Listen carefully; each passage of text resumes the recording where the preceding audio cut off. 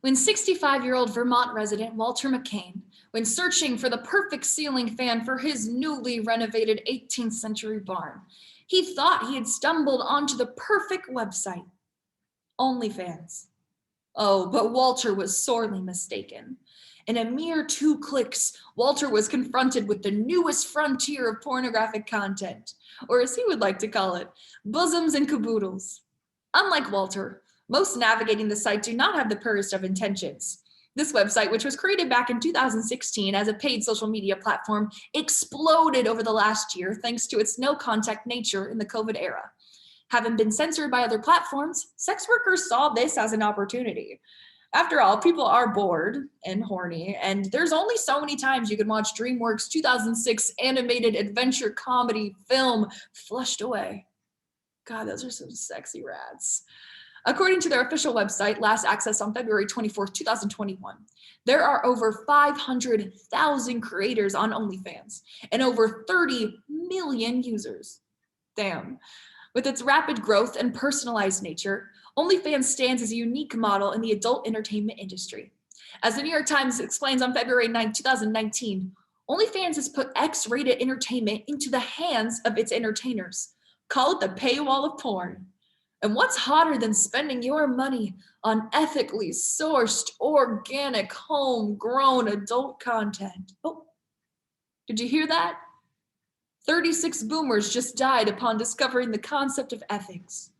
While OnlyFans has been designed as a sex worker haven, the social and financial stigma against creators has permeated the platform itself, bringing its own set of challenges. So today, we will discuss how OnlyFans works, its relationship with content creators, and implications. Because as thick-ass stallion Bill Gates once said, to win big, sometimes you gotta take big risks. Acclaimed poet Beyonce Knowles Carter instructs us in the holy text that is Megan Thee Stallion Savage Remix that on demon time she might start an OnlyFans. With 2020 being the literal definition of demon time, I feel personally represented. So let's look into the reasons why she might start an OnlyFans. First, to all you curious old ass bitches out there thinking, what is it? OnlyFans is a self-proclaimed social media platform that is subscription based. Essentially, a creator can charge anywhere from $4.99 to $40 for exclusive adult content and messaging. But this website wasn't always R-rated.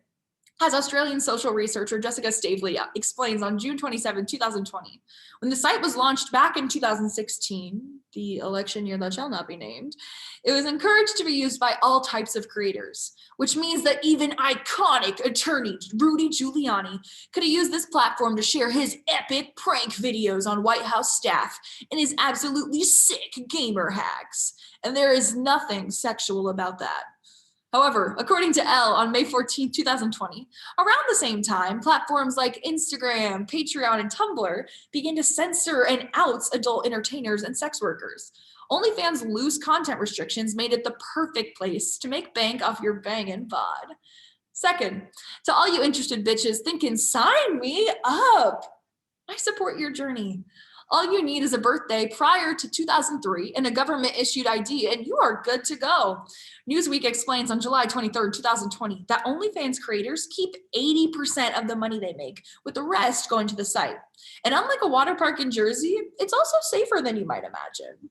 The platform ensures that content cannot be shared beyond a paywall. So if the user tries to take a screenshot or record it, it will show a black screen instead. Think of the site as a middle school dance chaperone. The ultimate cock block.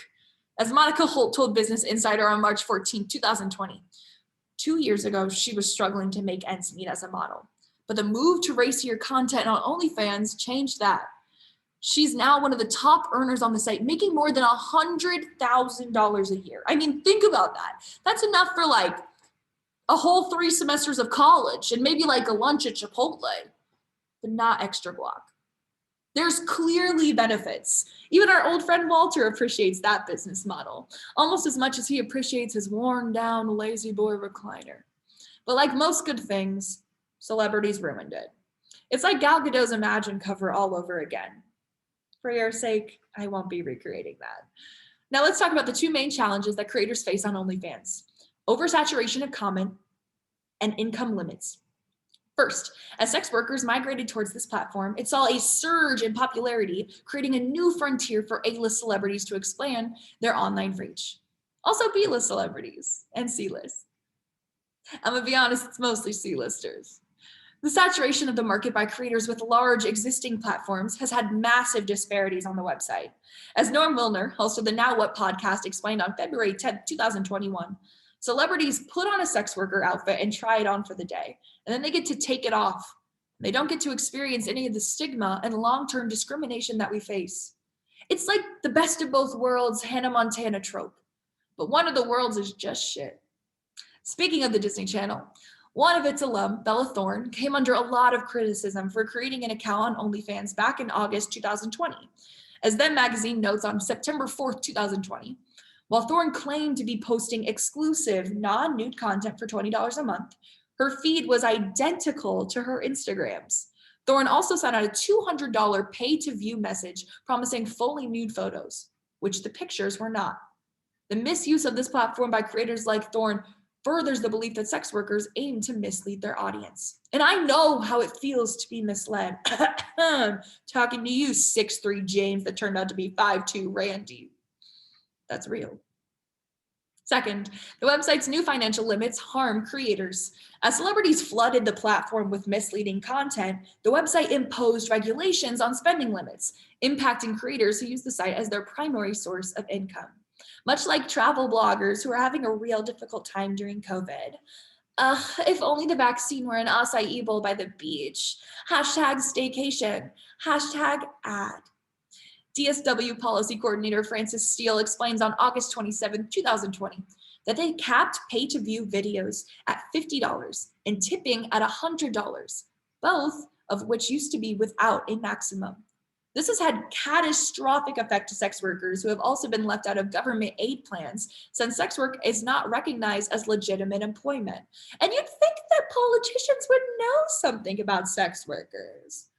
Now that we've looked into OnlyFans and what the relationship with content creators is, we should address both a positive and negative implication. But first, let's look at the positive.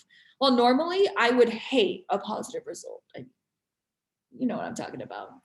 OnlyFans normalizes sex work. As a creator told the Medium on August 27, 2020, it makes it easier for me to talk about what I do with the girls over lunch, and easier for men to seek out exactly what they want without fear of shame or judgment.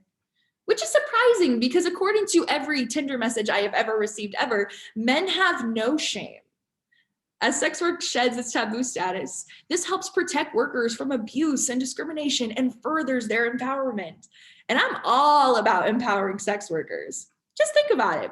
Wouldn't you rather see an empowered sex worker than an empowered Mr. Peanut? I mean, someone needs to check that bitch, okay? You do not get to just be reborn in 2020. Get the monocle the hell out of here, okay?